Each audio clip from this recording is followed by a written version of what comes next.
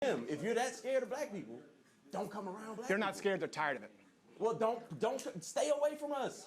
Great. You got your own Great. areas. Then don't ask them to pay for it. And we're No, not because oppressive. once again. Oh, so you want them to stay away but foot the bill. So you got to do that with everything And now else it's in the the tax kid, now code. it's the boodle, and nothing is safe. Stay away from us, but pay for us. Do you realize that Once guy's again, going to you're hate ignoring you? that other side of the coin. If we're going to do that, if we're going to give you that, then you got to go through everything, and you got to give us the same thing. We're not going to pay for certain shit that we don't agree with. Can I ask you something real talk, while we're having real talk? Why do young black men fight in packs? Why when we see a World Star video? Actually, I know personal experience. Young Asians fight in packs more than young black men. No, I'm talking about every time I tune in. When I used to be a club bouncer, so I'm talking about video after video of a defenseless person on the ground getting stomped by five people. Before I go further into this video, I want to ask a question in the chat or in the comment section. Do you believe these conversations actually help like amend the racial divide, right?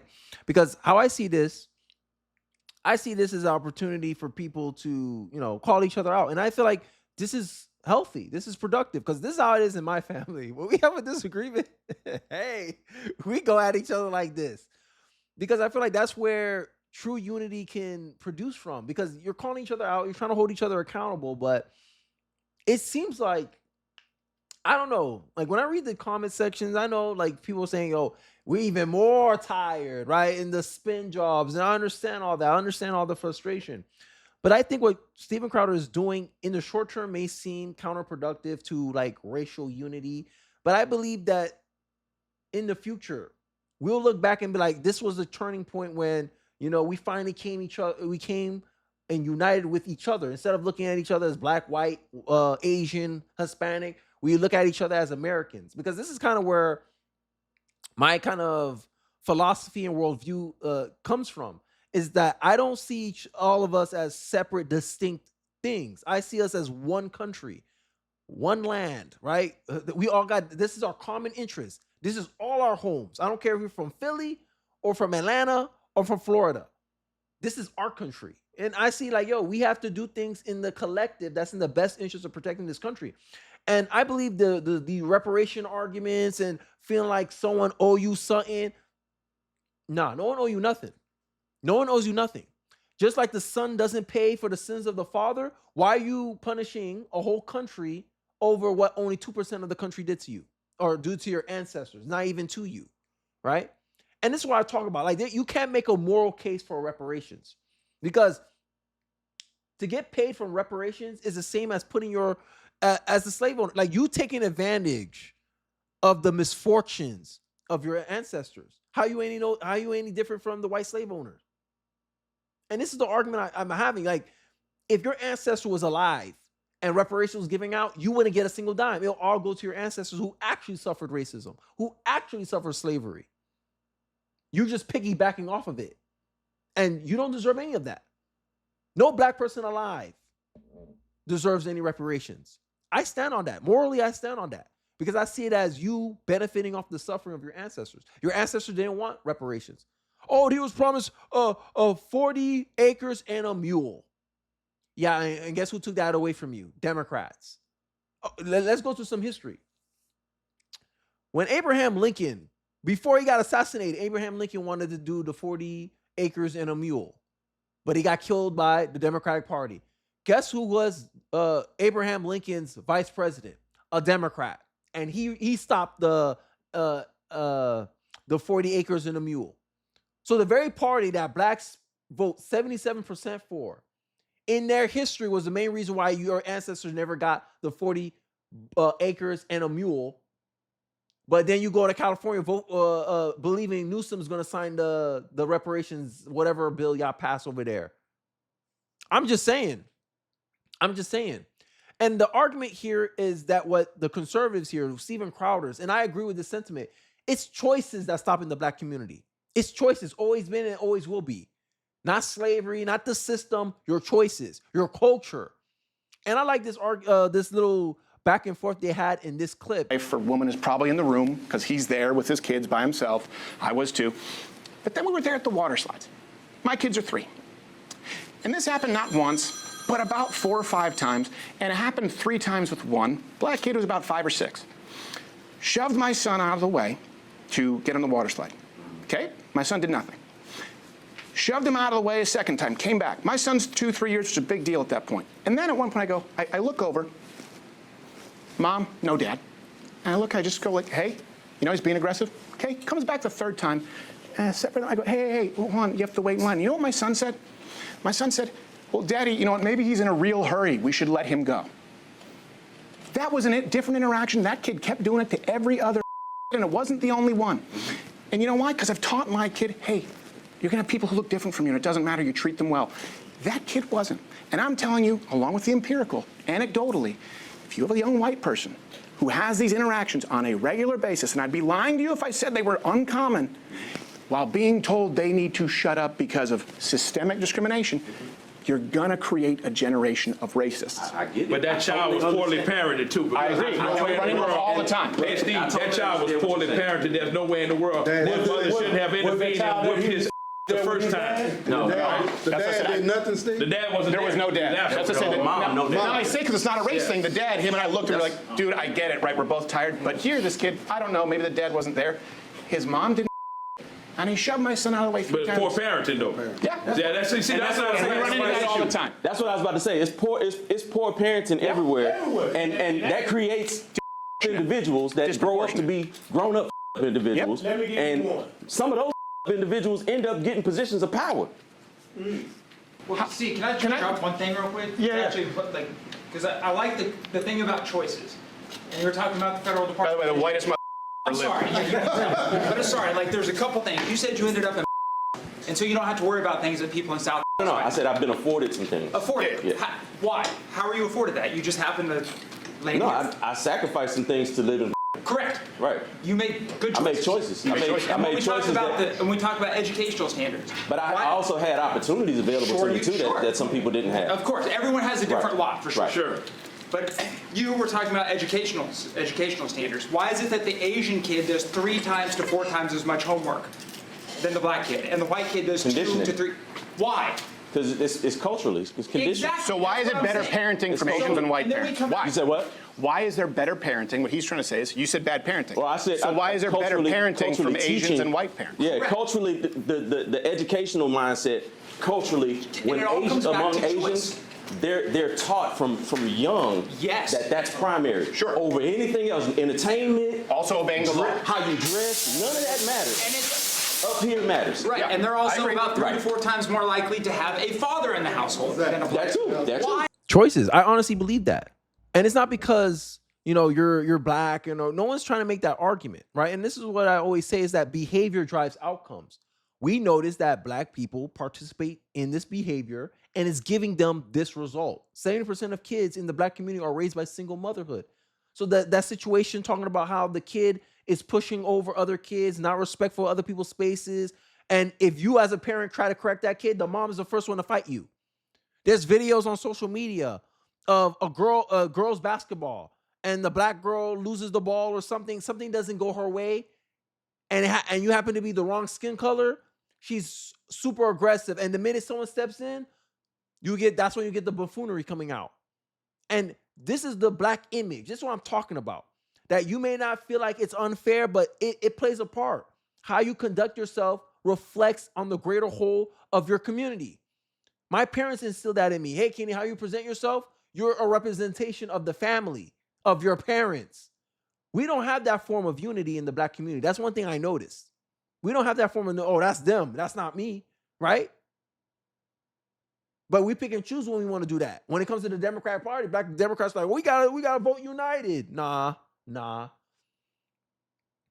And this is the problem that I have. And I think many reasons why we're seeing a lot of this stuff is that in the black culture, there's values that glorify these kind of behaviors, to be reckless, to look at things for instant gratification. We glorify some of this stuff, right? We shame productive behaviors in society. We shame people who are articulate or smart. We call them, oh, you're trying to be white. Oh, you conforming to the system. No, I'm adapting to my environment. If you go to China and you can't speak Chinese, good luck making a living in China. Because that's always been the basis of human survival. Adapt or die.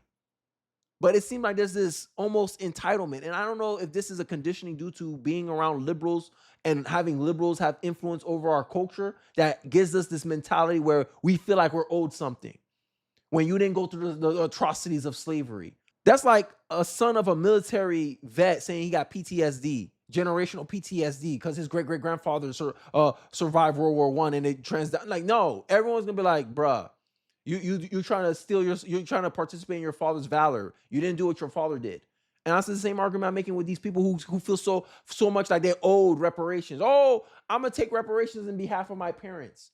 Nah, you benefiting off of you double dipping. Because your ancestors didn't fight for reparation. They fought for freedom and they got it. And they got rights. They want to be treated as equals in this country. And you got it. And now you don't think it's enough. And now you want money on top of that. You double dipping.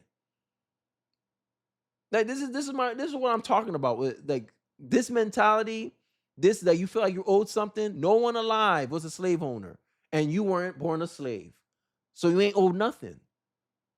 Because if white people owe you because of what the system did and all this stuff, then people can be like, okay, I guess we can punish sons for what their father did. No one. We all know morally that's not right. But this is the sense of entitlement. This is the lack of taking responsibility in your culture. Looks like Black people are too passive in their own culture, in the portrayal of their own brand and image.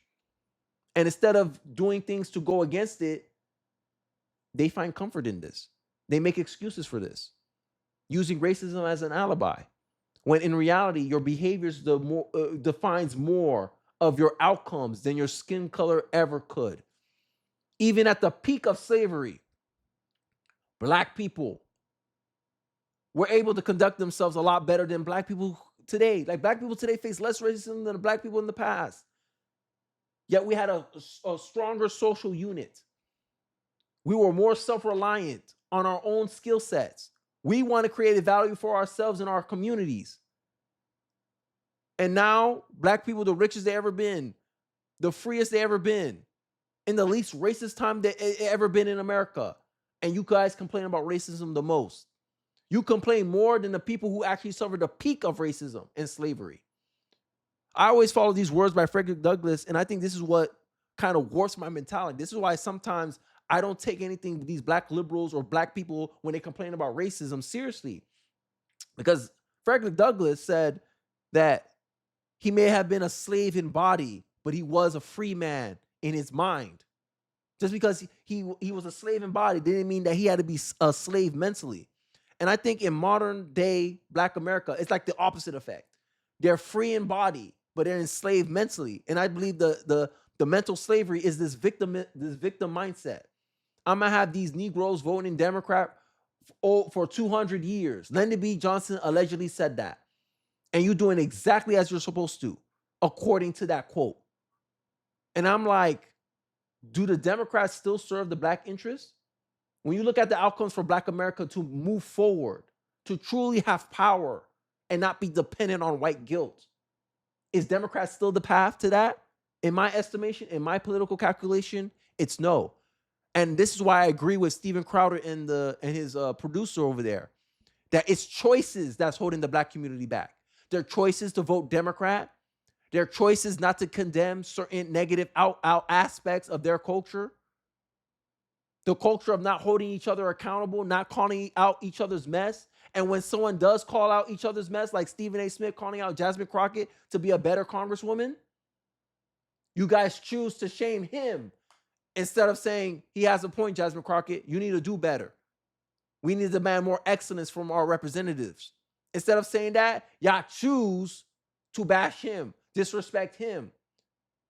When if you look at it objectively, he says something that was in the best interest of Black America and in our politics. And that's how you treat him. Because y'all want conformity, not independent thought. And that's the reality I have come to through my limited life experience growing up Black in America. I can't believe I'm saying that for ideology, but that's what my experience have informed me. That Black America wants conformity, not true change. They want everyone to do what they want them to do. Oh, you need to pay us. You need to do this for us. All this entitlement. But what you offering back in return? It can't be nothing. It has to be something. But I digress. Enough with my long-winded rant. Let's get into this clip. But you know what we don't have? Well, We, as a community, we don't have the unity. Well, here's the problem we have. So the last thing I want to ask, I want to ask you a question before you say the last thing you want to ask. It kind of all throws together, and I'll just let you go. Okay, go ahead. Is why was the black community one of the fastest growing economic demographics in the country? Why were there tons of fathers in the household? Black people were becoming great role models and integrating into society naturally. And now it's substantially worse You know why it's than worse? it was before Martin Luther King. You know why it's worse? Yeah. Because of the fact that and I'm gonna say this openly because I can't get into the specifics, but I work for an entity that I was flabbergasted to learn this. All right, and what we do is we provide Medicaid, right? And this is a former campaign I worked on, and I was awestruck when I would have white females that would call, and they would call on behalf of their entire family, which included the husband, right? So many people say, well, you know, the welfare queen is having more children because she gets more food stamps. Well, here's how it really works, and I can tell you this from firsthand knowledge, right? Let's say I've got a household of a wife and a husband, and I've got 4 kids. That household can earn up to $6,900, right? And here's what happens. Even if the husband is in the household, many times they're self-employed, so of course you can skew the numbers any way you want, and you and your family will continue to get full health care. A black mother is always told that if there's a man in the house, number one, then it's a no-go, okay? Look at the Section 8 housing. But who created that policy? Show me the incentive and I'll show you the outcome, right? And this is why I'm talking about that. The systematic racism BS, I don't believe it. I believe it's BS. You guys Black America made systematic choices that gave you the outcome. Because at the end of the day, to see the outcome, you have to look at the process. This is how I look at it. This is an extension of my belief about personal responsibility. That no matter what happens to me, my choices and decisions led me to this situation where this could happen to me, right? I can't control what happens to me, but I can control how I respond. And look how Martin Luther King chose to respond to racism that was directed at him, to all the challenges he faced. And due to his response, this is the outcome of today, right? And now I'm looking at the current modern day Black America and looking at how they respond to these issues, how they're responding to things. And I think they're responding ineffectively. Because if you look at the culture, you guys made systematic decisions throughout the generations of Black America that led you to this situation right now. And I believe that if Black America had made different choices, had made a different bet, we would be in a different position. I believe we'll be more like the Asians. Because, I don't know, Black conservatives love to put up this history, but it's true. After, a few years after slavery, you had slaves who died millionaires. Imagine that. Someone, Black, I don't care who you are in America. You're a Black man in America, Black woman in America. I don't care who you are. No matter what situation you were in life, you had it better than a slave in the 1800s. Imagine someone who was a slave and they died richer than you. Imagine that. But you crying about setbacks in modern America, the least racist time in the history of the United States of America. You crying about racism. How am I supposed to respect that? This is why I say a lot of Black people, they didn't read Black history like they think they do. They read Black history to find excuses, to find alibis. And then you want to get mad at me. You want to get mad at people like me. You want to get mad at young Black men like me who ain't going for it no more. That's why I say racism can't stop me. Because slavery. Someone was born a slave, died a millionaire, died a billionaire. You have former slaves dying billionaires. But you crying because you grew up in the Bronx. You growing up in the hood. You grew up poor. You making more excuses than the slave who died a millionaire. And what's the difference between a Black slave? Why one Black slave died a millionaire and one Black slave died poor and illiterate? Choices. And that's where, through all the things I read, this theme keeps hitting me. This is my epiphany. This is the epiphany. Behavior drives outcomes. No matter the setbacks, no matter the obstacles. How you choose to respond will dictate whether you make the situation better or the situation worse. And I believe the way that Black America is reacting to black fatigue, I believe is making the racial stuff worse.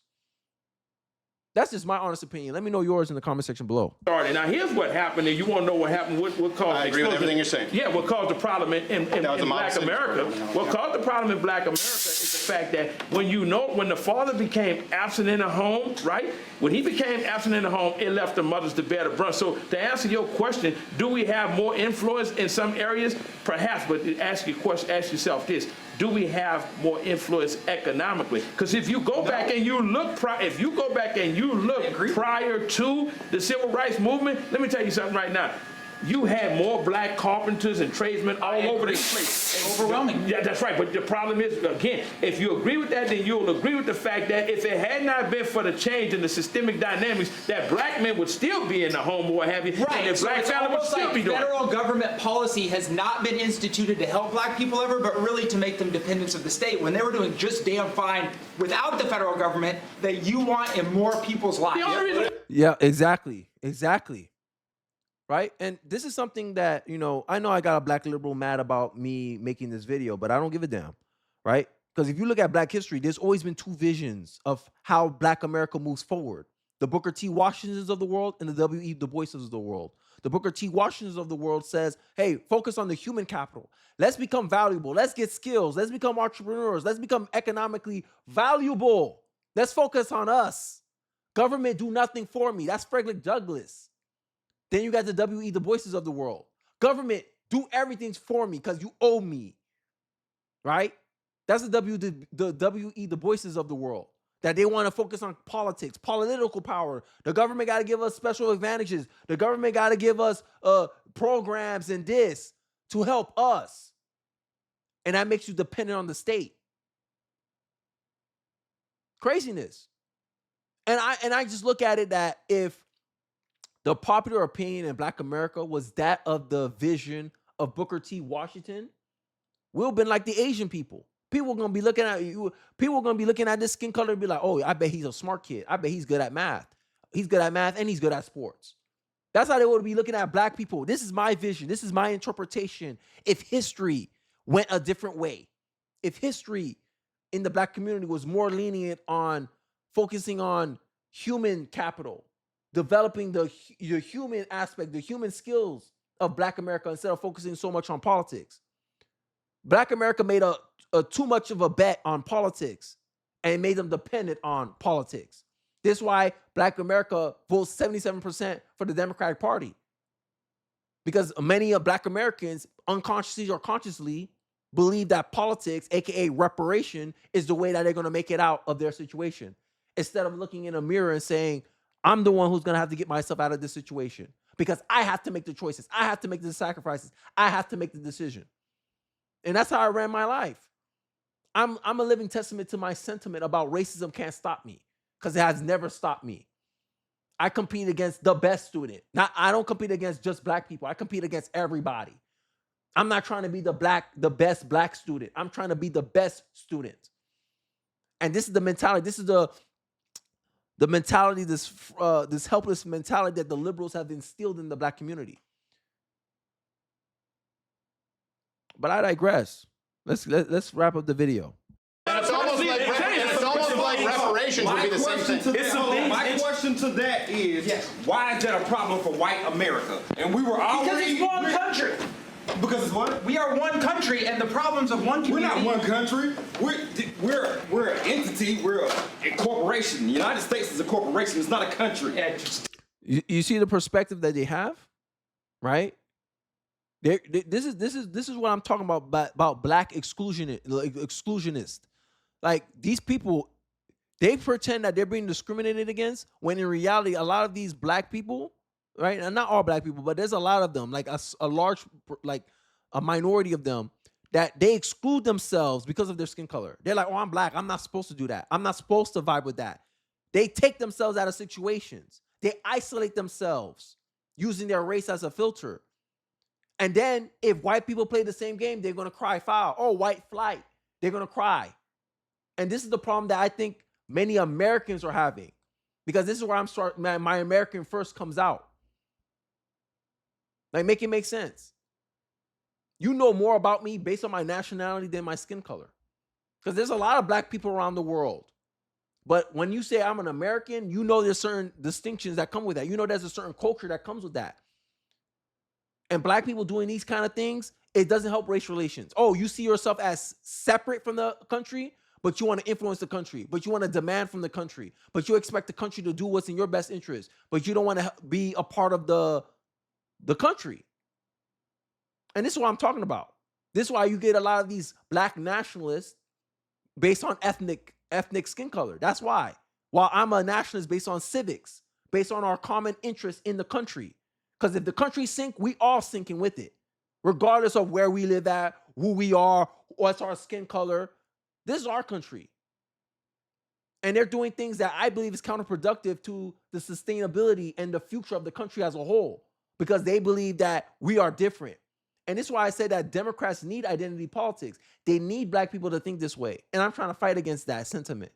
Let's wrap up the video. It certainly is. And with that attitude, we can never be a country. If that's the attitude that people have. Because it's not a country, it was never built. It's written in the Constitution, it's a corporation. That is definitely not written in the That is not written in the Constitution. That's just not true. It's not a country. So what I'm saying is, when we were black people in our own communities thriving, like you said, doing our own thing, why was that a problem for white America? We were doing our own thing. Why did y'all come and... So this is where this was also led me to be more of a conservative, because white America, right? They're spreading the blame around, but this was Democrats. Democrats was responsible for the Tulsa massacre, destroying Black Wall Street. That was Democrats, because Democrats, they were the party of racists. They were the party of the KKK. So they didn't like the fact that black people were thriving. White Democrats didn't like the fact that black people were thriving, and they destroyed their institutions.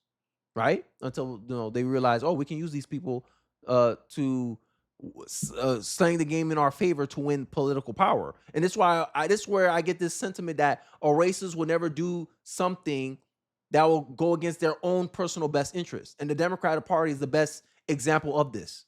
The party that defended slavery, the party of the KKK, wanted when they realized how powerful having black people vote for them was. They want to make sure that these black people voted Democrat for 200 years.